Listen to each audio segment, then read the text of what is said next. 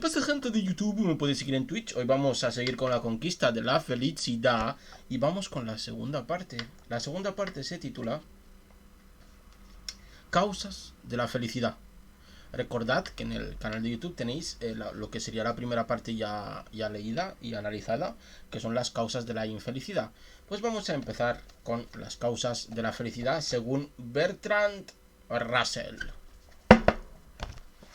Vamos con el capítulo número 10, que se titula ¿Es todavía posible la felicidad? Y es la pregunta que os hago. Os dejo que me la contestéis ustedes.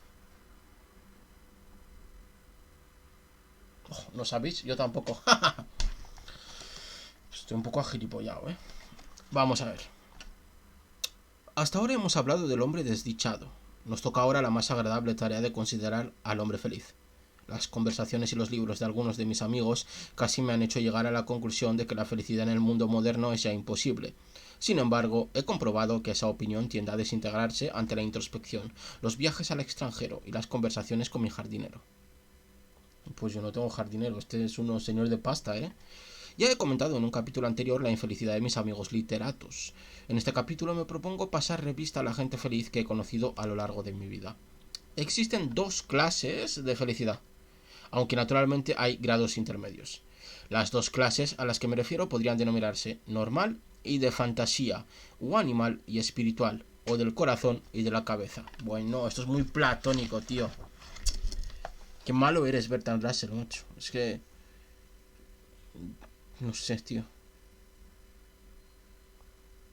Realmente este filósofo es penoso, ¿eh? La designación que elijamos entre estas alternativas depende, por supuesto, de la tesis que se pretenda demostrar. A mí, por el momento, no me interesa demostrar ninguna, sino simplemente describir. Posiblemente, el modo más sencillo de describir las diferencias entre las dos clases de felicidad es decir que una clase está al alcance de cualquier ser humano y la otra solo pueden alcanzarla los que saben leer y escribir. Ah, el clasismo. ¿Qué se le va a hacer? Como sabes leer y escribir, eres más feliz. Oh, no, no puede ser. Este señor tiene muy pocos puntos de lucidez y patina muchísimo en muchísimas cosas. Cuando yo era niño, conocí a un hombre que reventaba de felicidad y cuyo trabajo consistía en cavar pozos. Era extraordinariamente alto y tenía una musculatura increíble. No sabía ni leer ni escribir. Y cuando en 1885 tuvo que votar para el Parlamento, se enteró por primera vez de que existía dicha institución. Su felicidad no dependía de fuentes intelectuales, no se basaba en la fe en la ley natural ni en la perfectibilidad de la especie, ni en la propiedad común de los medios de producción, ni en el triunfo definitivo de los adventistas del séptimo día, ni en ninguno de los otros credos que los intelectuales consideran necesarios para disfrutar de la vida. Se basaba en el vigor físico, en tener trabajo suficiente y en superar obstáculos no insuperables en forma de roca. La felicidad de mi jardinero es del mismo tipo. Está empeñado en una guerra perpetua contra los conejos, de los que habla exactamente igual que Scotland Yard de los bolcheviques.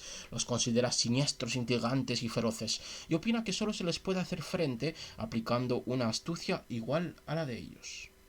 Como los héroes del Valhalla, que se pasaban todos los días cazando a cierto jabalí al que mataban todas las noches, pero que volvía milagrosamente a la vida cada mañana, mi jardinero puede matar a su enemigo un día sin el menor temor a que el enemigo haya desaparecido al día siguiente.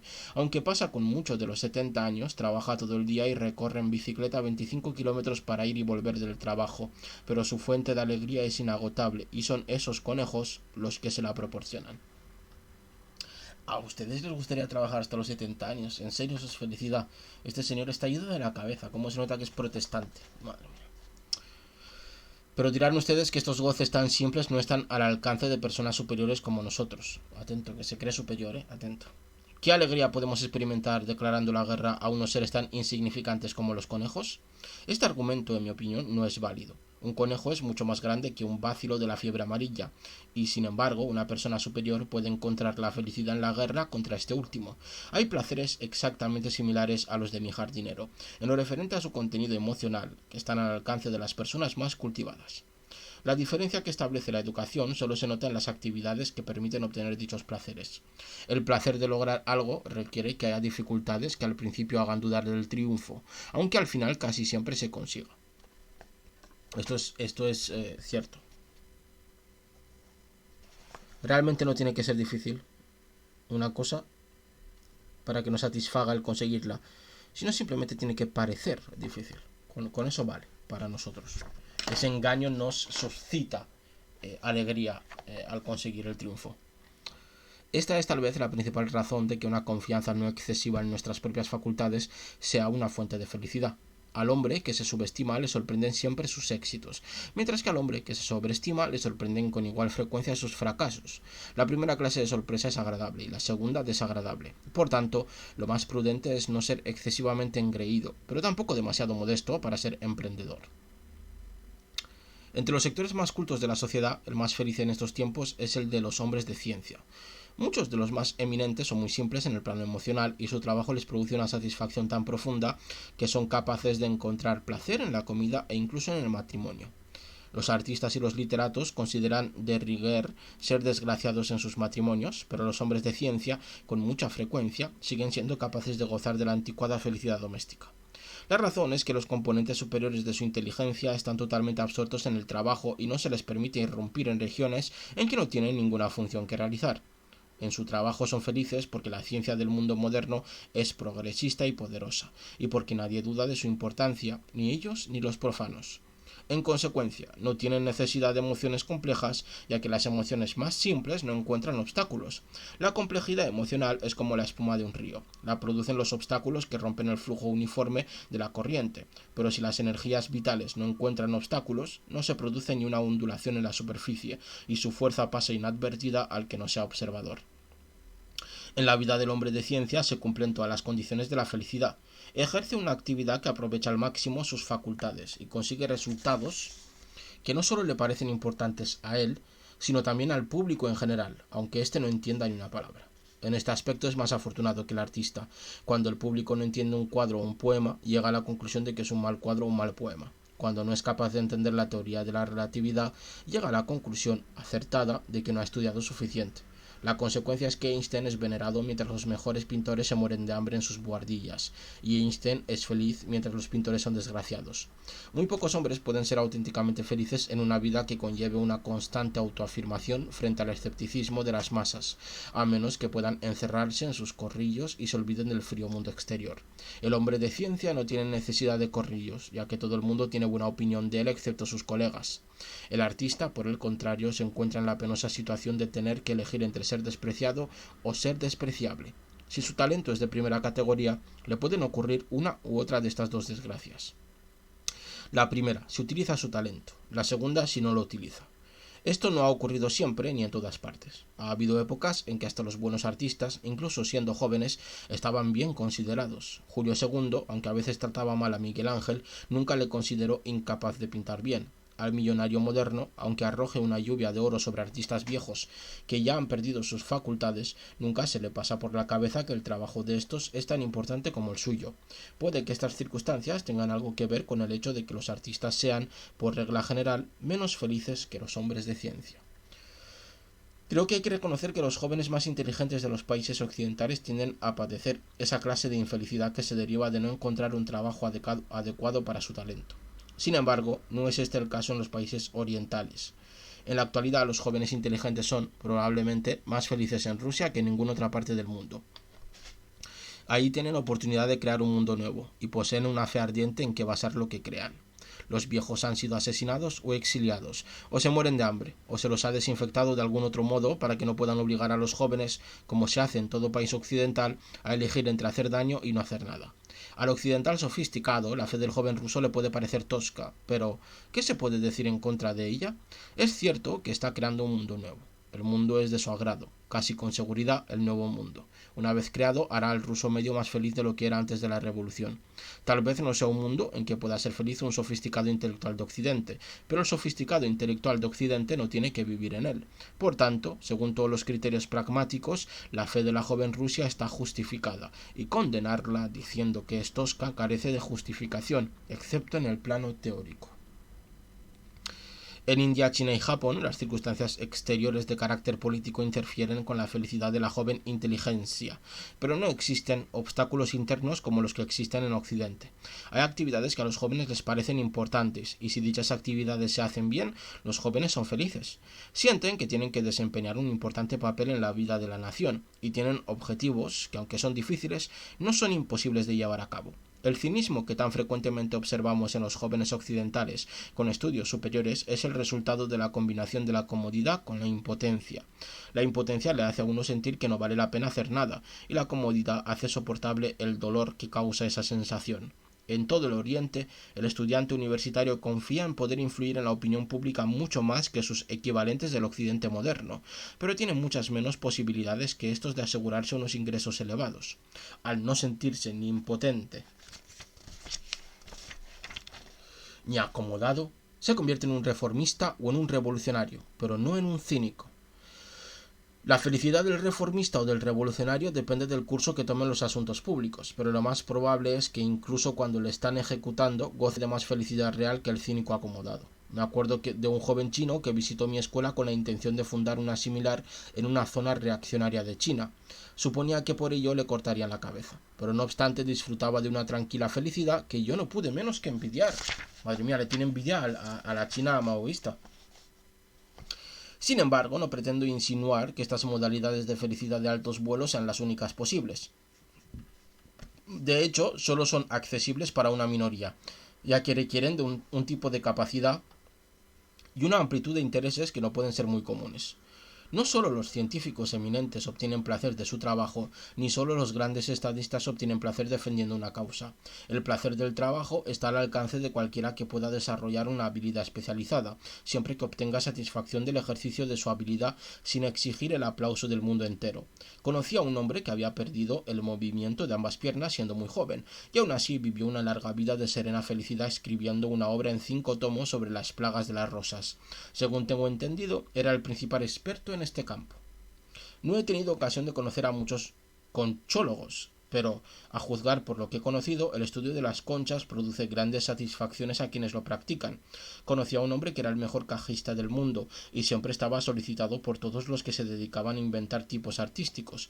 Su satisfacción no se debía al genuino respeto que le tenían personas que no concedían fácilmente su respeto, sino al placer que le producía ejercer su oficio, un placer no muy diferente del que los buenos bailarines obtienen de la danza.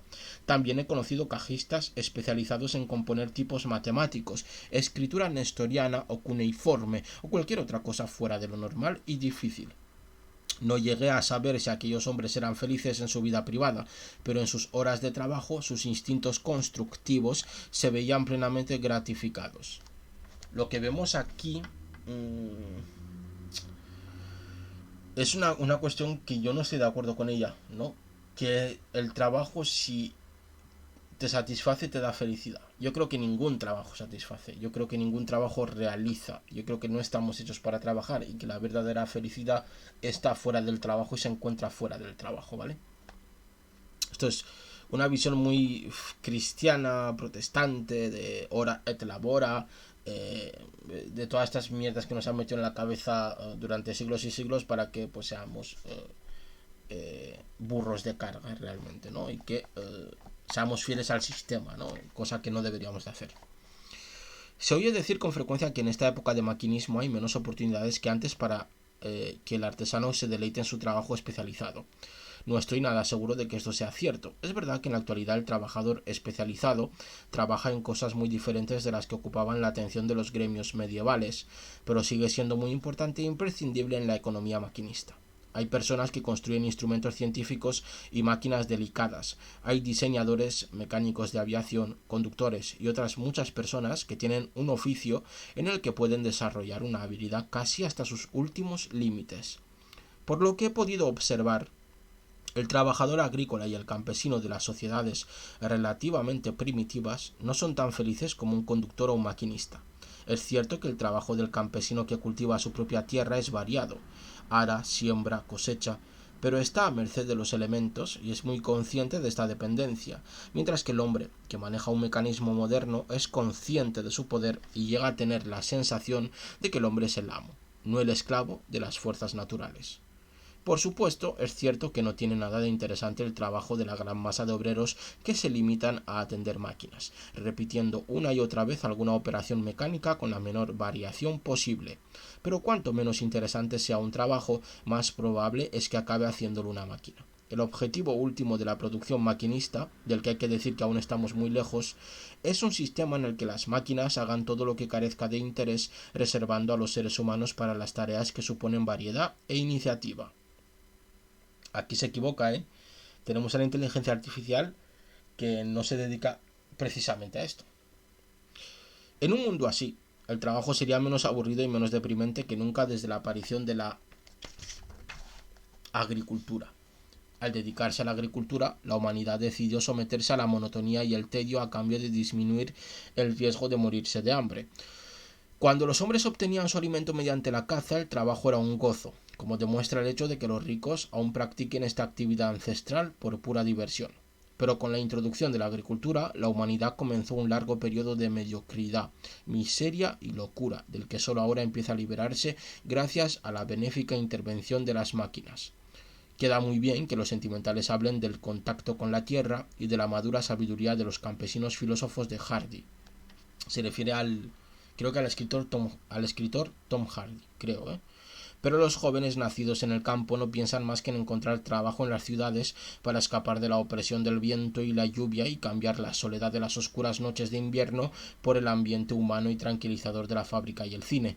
Pues ahora es al revés. ¿Ves cómo te equivocas? Eres muy malo, Bertrand Russell. Eres uno de los peores filósofos que he leído. La camaradería y la cooperación son elementos imprescindibles de la felicidad del hombre normal y son mucho más fáciles de encontrar en la industria que en la agricultura. Para un gran número de personas, creer en una causa es una fuente de felicidad. No estoy pensando solo en los revolucionarios, socialistas, nacionalistas de países oprimidos y similares. Pienso también en otras muchas creencias de tipo más humilde. He conocido personas que creían que los ingleses eran las 10 tribus perdidas de Israel, y casi invariablemente eran felices. Y la felicidad no tenía límites para los que creían que los ingleses proceden solamente de las tribus de Efraín y Manasés. No estoy sugiriendo que el lector adopte estas creencias, ya que no puedo abogar por una felicidad basada en lo que a mí me parece una creencia falsa. Por la misma razón, me abstengo de recomendar al lector que crea que los humanos deberían alimentarse exclusivamente de frutos secos, aunque, según tengo observado, esta creencia garantiza invariablemente una felicidad perfecta. Pero es fácil encontrar alguna causa que no sea tan fantástica, y los que sientan un interés auténtico por dicha causa habrán encontrado ocupación para su tiempo libre y un antídoto infalible contra la sensación de que la vida es algo vacío. No muy diferente de la devoción a causas menores es dejarse absorber por una afición. Uno de los matemáticos más eminentes de nuestra época reparte su tiempo a partes iguales entre las matemáticas y el coleccionismo de sellos. Supongo que los sellos le sirven de consuelo cuando no logra hacer progresos en matemáticas. La dificultad de demostrar proposiciones en teoría numérica no es la única tribulación que se puede curar coleccionando sellos, ni son los sellos lo único que se puede coleccionar. Qué vastos campos de éxtasis se abren a la imaginación cuando uno piensa en porcelana antigua, cajas de rape, monedas romanas, puntas de flecha y utensilios de sílex. Claro que muchos de nosotros somos demasiado superiores para estos placeres sencillos. Todos hemos experimentado con ellos de chicos, pero por alguna razón los hemos juzgado indignos de un hombre hecho y derecho. Esto es un completo error. Todo placer que no perjudique a otras personas tiene su valor. Yo, por ejemplo, colecciono ríos. Me produce placer haber viajado por el Volga y subido por el Yangtze. Y lamento mucho no haber visto aún el Amazonas ni el Orinoco. Por simples que sean estas emociones, no me avergüenzo de ellas. Pensemos también en el gozo apasionado del aficionado al béisbol. Lee los periódicos con avidez y se emociona oyendo la radio. Me acuerdo de cuando conocí a uno de los principales literatos de Estados Unidos, un hombre que a juzgar por sus libros yo suponía consumido por la melancolía. Pero dio la casualidad de que en aquel momento la radio estaba informando de los resultados más importantes de la liga de béisbol. El hombre se olvidó de mí, de la literatura y de todas las demás penalidades de nuestra vida sublunar, y chilló de alegría porque había ganado su equipo.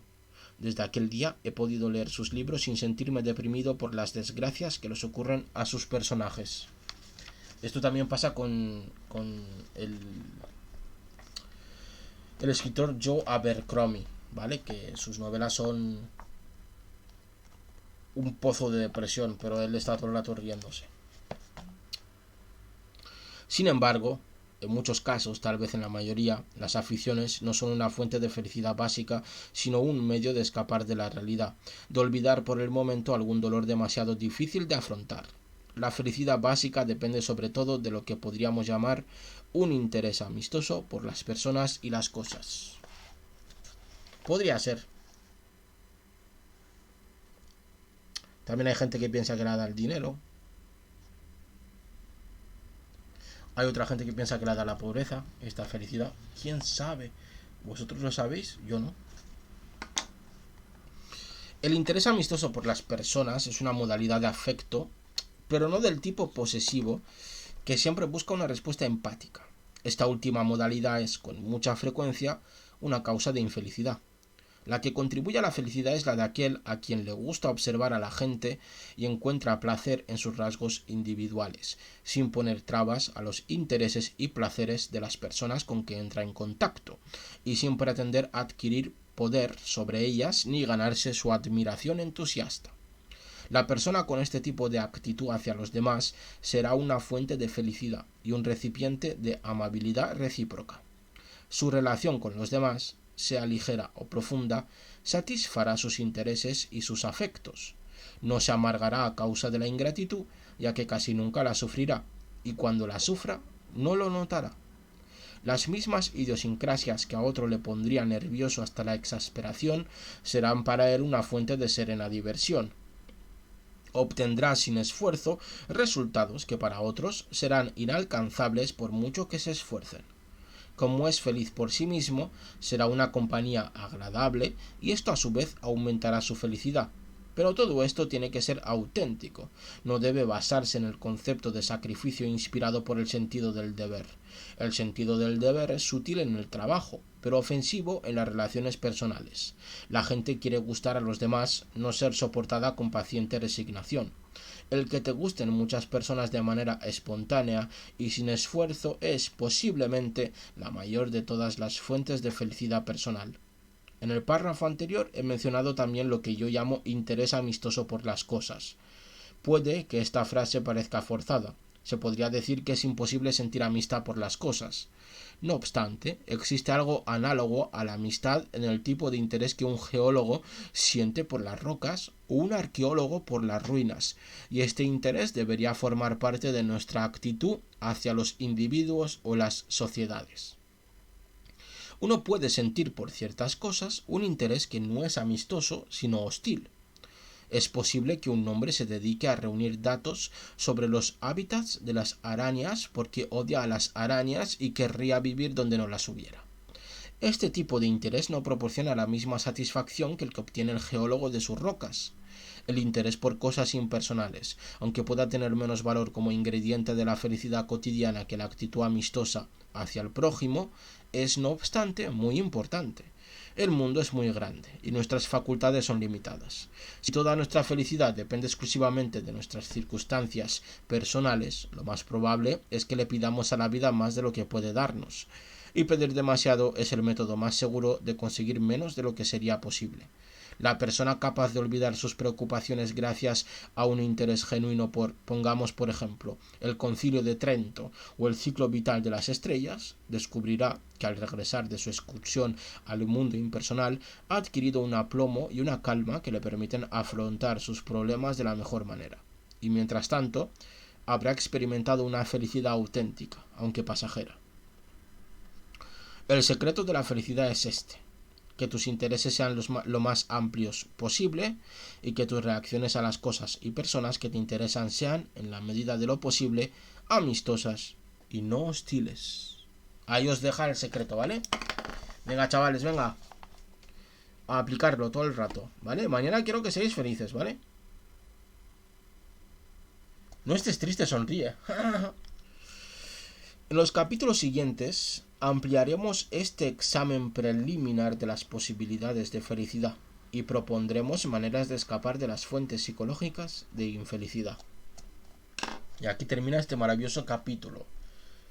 Yo os tengo que decir una cosa, yo creo que en la época en la que vivimos, entre estas dos felicidades, la felicidad personal y la felicidad por las cosas, creo que nos estamos, ¿cómo decirlo?, refugiando, podríamos decir incluso bunkerizando, en la felicidad por las cosas, obviando la felicidad personal o por las personas o amistosa o la felicidad que obtenemos a la hora de relacionarnos con otras personas. Yo creo que estamos yendo a un mundo donde cada vez las relaciones personales se ven con más odio, ¿no? Eh, eh, Nos alejamos cada vez más de las demás personas. Queremos cada vez más no tener ningún tipo de contacto con otras personas, ningún tipo de contacto personal, y cada vez más buscamos el contacto amistoso por las cosas. Nos refugiamos más en las cosas que en las personas, y eso conlleva muchísimos problemas, sobre todo problemas de salud mental, porque te dicen que mucho lo soluciona un psicólogo, pero realmente muchas de las cosas mentales que nos pueden pasar, ¿sabéis lo que lo soluciona? Tener amigos. Y con esto acabamos, y el siguiente día seguiremos en siguientes directos con el capítulo siguiente, valga la redundancia, que se titula Entusiasmo como una causa de la felicidad. Os agradezco muchísimo que me hayáis acompañado, os mando millonacos de besos, millonacos de abrazos, y nos vemos en siguientes directos. Chao, chao.